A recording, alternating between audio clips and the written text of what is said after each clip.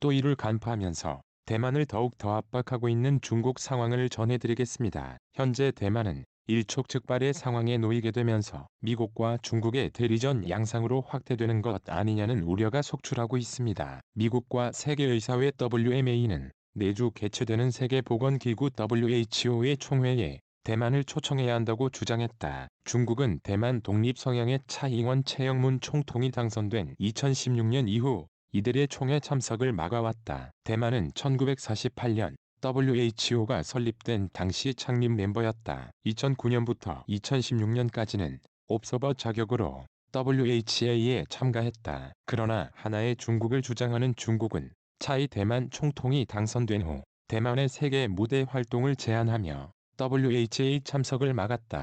도널드 트럼프 미국 행정부는 WHO가 중국 중심의 결정을 내리고 있다고 비난하며 대만의 참여를 적극 추진해왔다. 그도 그럴 것이 트럼프 행정부 출범 이후 점차 극한 상황으로 치닫고 있기 때문입니다. 특히 대선을 앞두고 있는 트럼프 행정부는 대만 카드를 더욱 더 활용할 것이라는 전망마저 나오고 있습니다. 아니나 다를까 현재 중국 정부는 대만 해협 인근에서 미국과 대만 정부를 향해 연일 강도 높은 무력 시위를 벌이고 있고 전 미국 정부 또한 미 맞불 작전의 일환으로 제7함대를 대만 해협에 보내면서 긴장감을 높이고 있습니다. 미국의 국제전략연구소 CSIS에서 발표한 설문조사 결과가 대만 언론을 통해 공개되면서 대만 당국이 매우 당혹스러워하고 있다는 것입니다. 이는 현재 대만 언론과 대만 당국은 물론이고 대만 국민들 또한 충격으로 받아들이고 있는 상황인데요. 미국의 대표적인 국제 전략 싱크탱크로 인식되고 있는 국제전략연구소 CSIS는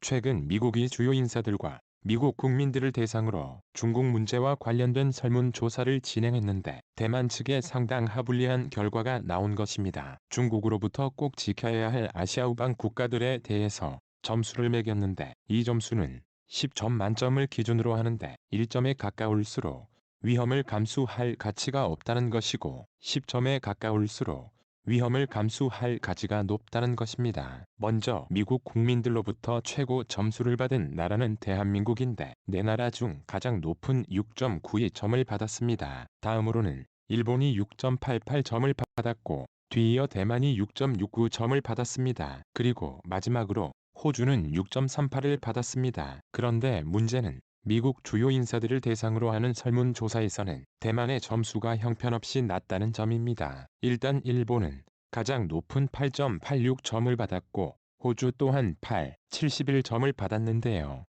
뒤이어 대한민국 또한 8.6점을 받은 반면에 대만은 7.93점에 그치고 만 것입니다. 결국 미국의 관점에서는 대만에 대한 중요도가 연일 자국의 언론을 통해 노골적으로 대만 정부를 압박하고 있습니다. 특히 지난 10월 15일 중국의 관영 매체는 환구시 보는 대만에 대한 미국의 인식을 보듯이 대만 당국이 미국의 동맹 전략에 동참했다가 이는 어느 일방의 편에 설 경우 대만의 경우처럼 미중 대립 구도에서 최선두에 설 수 있기 때문입니다. 2차 세계대전 이후 미국과 소련 사이에서 발생한 냉전 당시 열강들은 전면전을 선택하기보다는 양측의 피해를 최소화하기 위해 주변 국가들을 통해 대리전을 치러왔습니다. 앞으로도 더 좋은 영상으로 찾아뵙겠습니다.